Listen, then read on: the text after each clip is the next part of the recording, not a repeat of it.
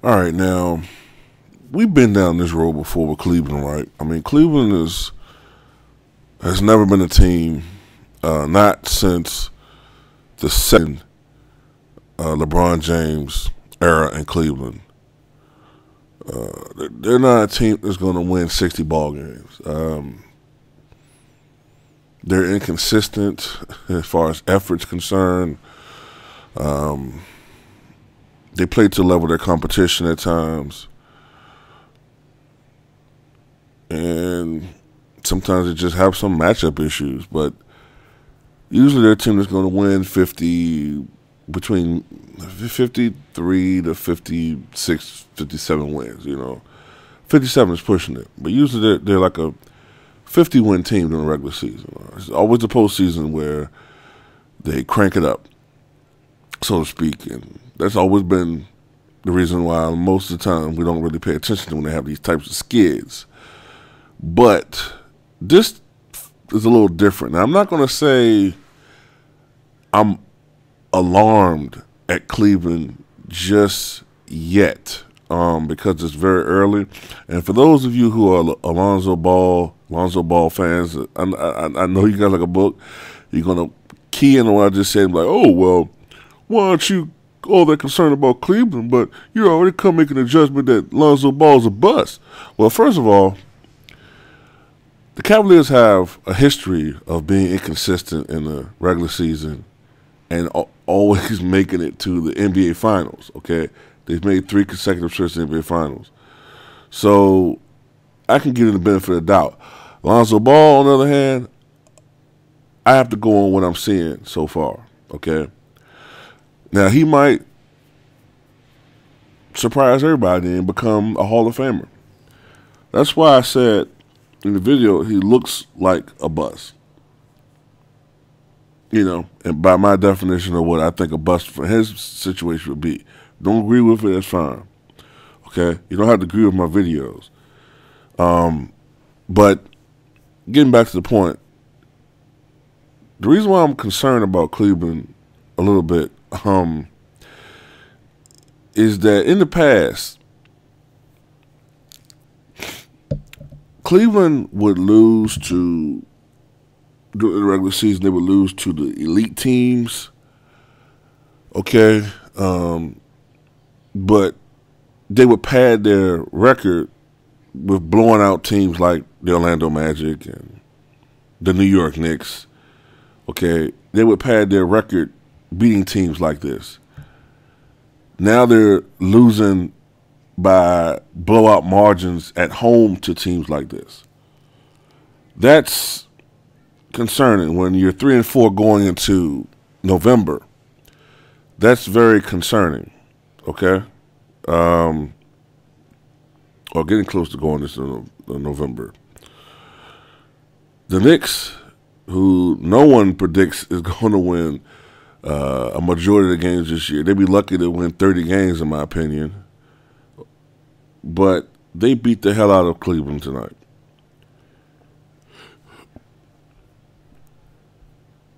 Tim Hardaway Jr. had, I think, 34 points. And I think Kristaps Porzingis had 32. So, once again, you had the 2 premier offensive stars for the other club just go off against Cleveland. All right. And LeBron James had a decent night. 16 points, 10 rebounds, and 7 assists. Derrick Rose came back from injury and had 15 points. J.R. Smith had 11 points, but only shot 3 of 9 from the field. Kyle Korver had 13 points. But Cleveland lacks some things, man. They lack. I'm gonna be honest with you. They miss Kyrie Irving, man.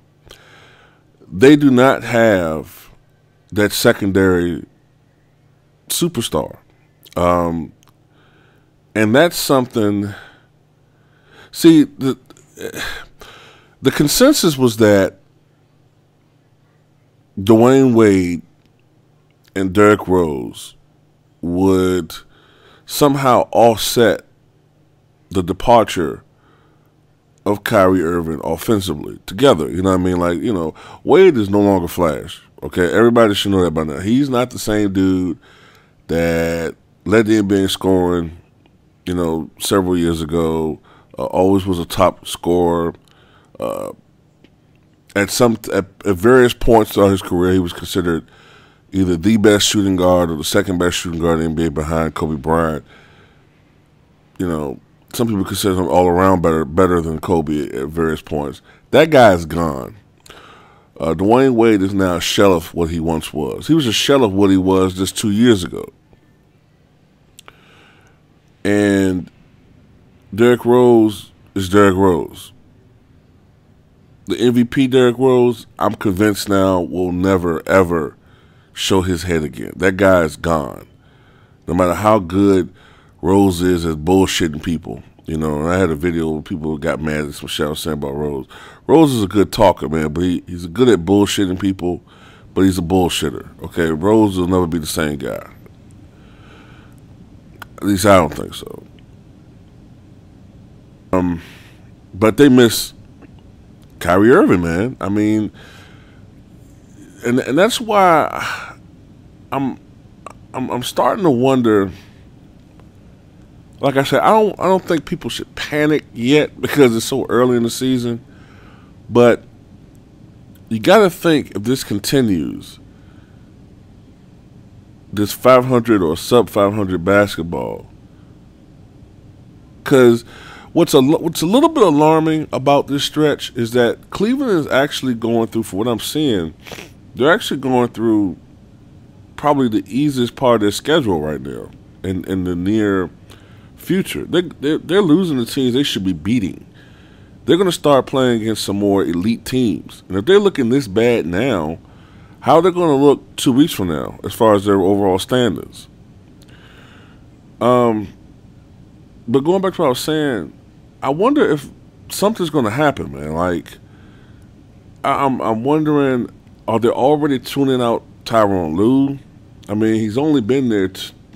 He's only been the head coach for less than 2 years now. If I remember, he took over halfway during the season 2015-16 when they won the title. So he's only been the head coach for a year and maybe a half or 3/4.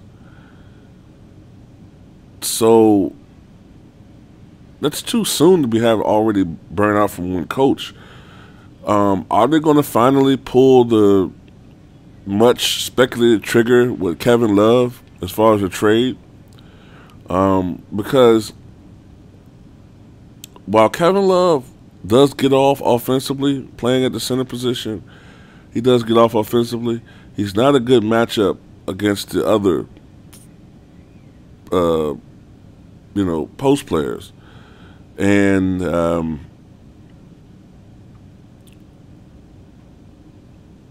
that's it, man. I'm trying to think of some other things I want to talk about with Cleveland. Every team that's won a title, virtually every team that's won a title, has had some type of great or very good secondary scorer to offset double teams against the primary score. You got to have somebody else, man. And Cleveland right now is kind of lacking that. Of course, LeBron James is a scorer. I think coming into tonight's game, he was averaging 27 points a game. It's going to go down a little bit. But I think he was averaging like 27 points, 7 rebounds, 7 assists.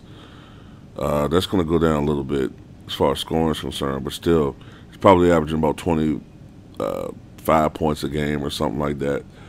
But who's the other guy? I mean, yeah, Love is scoring, but is Love really what you would consider a more than one or two dimensional scorer at this time? Like, Michael had his Scotty, Zeke had Dumars, and to an extent, Mark Aguirre. Bird had McKellen Parrish.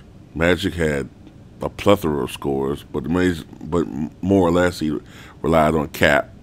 You know, Russell had a superstar team with him. You know what I'm saying? And you see with Golden State, the options they have on scoring. The Sixers was Doc and Moses and Andrew Toney. You get the picture. Shaq and Kobe.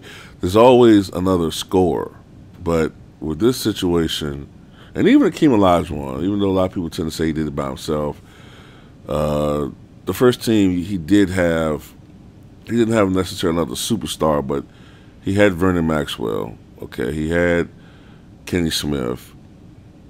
You know, he had Otis Thorpe, a guy who was an all-star in 91-92 season, if I remember serving correctly. You know, he had some guys there. And then later on, of course, the next year, they got Clyde Drexler. So I think the Cavaliers they're missing Kyrie right now, man. They're used to playing with him. They don't quite have this right mixture of guys on the court. They're not used to playing one another. I still think there's some spacing issues to be addressed as far as playing. So that's why I don't want to go overboard with this club, because there are a lot of new faces. But I do. Oh, this is something I want to say. Tristan Thompson is a fucking man. Man, I'm tired of seeing this guy face on TMZ more than on NBA, articles or in interviews, because it's like after you sign that big ass contract, all you're interested in is fucking instead of hustling down low, and getting some boards and getting some putbacks and actually contributing to the team, you're busy fucking,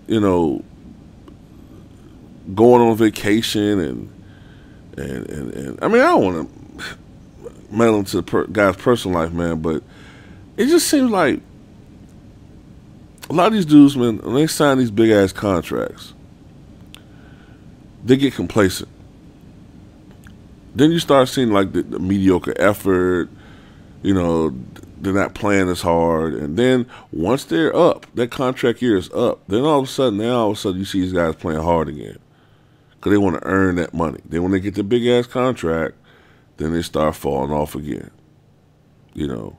For many years, you saw that with Joe Johnson. You know what I'm saying? Just be honest. He, when the contract year was coming, one year Joe Johnson averaged like 25, 26 points a game. And you're like, okay, Joe Johnson's finally getting into what he could contribute, you know what I'm saying? Like, he's reaching his potential. And then when he signed that $120 million contract with Atlanta Hawks, then all of a sudden he went back to 21 points a game, 20 points a game, and, he was, old Joe. Hold back Joe, you know what I'm saying? I mean, he was a very good player, but he could have been even better in my opinion. But that's just me talking my opinion, But Tristan Thompson tonight ain't do shit, man. I mean, he didn't do shit. I don't know his final numbers, but I know, like, at the beginning of the fourth quarter, I looked at his numbers. He only had 1 point, 0 rebounds, 0 assists in 20 minutes. That ain't shit, man. Okay? I don't give a fuck if he is undersized. You know what I'm saying? Wes Unseld was undersized.